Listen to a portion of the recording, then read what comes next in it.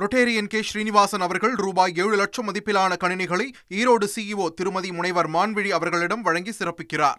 19 இடங்களை காங்கிரஸ் கடந்த முறை பெற்றிருந்தது. இப்போது 14 இடங்களை இழந்திருக்கிறது. மேஜரா இழந்திருப்பது காங்கிரஸ் 14 இடங்கள். ஆனால் ஆர்ஜேடியை பொறுத்த வரைக்கும் 75லிருந்து 42 இடங்களை அவங்க இழந்து கிட்டத்தட்ட 33 இடங்களை தான் அவர்கள் பெற்றிருக்கிறார்கள். ஸோ 42 இடங்கள் அவர்கள் இழந்திருக்கிறார்கள் அப்படின்றத பார்க்கணும். சிபிஐ மார்க்சிஸ்ட் லெனினிஸ்ட் கட்சியை பொறுத்த வரைக்கும் அவங்க இந்த முறை 7 இடங்களில் தான் முன்னிலையில் இருக்கிறாங்க. 11 இடங்களை கடந்த முறை அவர்கள் பெற்றிருந்தார்கள் அப்படின்றத பார்க்குறோம். ஸோ அவங்க 4 இடங்களை அவர்கள் இழந்திருக்கிறார்கள்.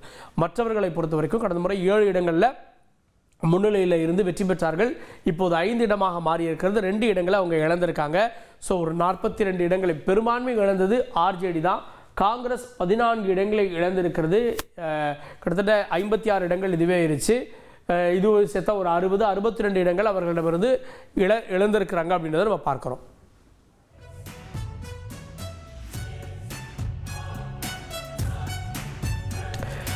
இப்போது வந்திருக்கக்கூடிய புதிய முடிவுகளின்படி ரகோபூர் தொகுதியில் தேஜஸ்வி யாதவ் முன்னிலையில் இருக்கிறார் அப்படின்றத நம்ம பார்க்கிறோம்.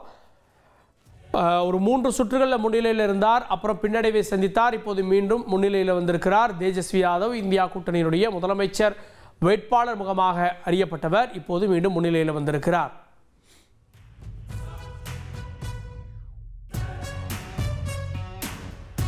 இந்த முன்னிலை நிலவரம் அப்படின்னா வெறும் 219 வாக்குகள் தான் இருக்கிறது. இது மீண்டும் மாறுதலுக்கு உட்பட்டதாக தான் இருக்கிறது.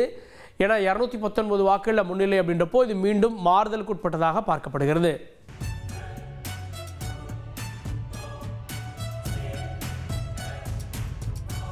ரொட்டேரியன் கே ஸ்ரீனிவாசன் அவர்கள் ரூபாய் 7 லட்சம் மதிப்பிலான கணினிகளை ஈரோடு சிஇஓ திருமதி முனைவர் மான்விழி அவர்களிடம் வழங்கி சிறப்பிக்கிறார்.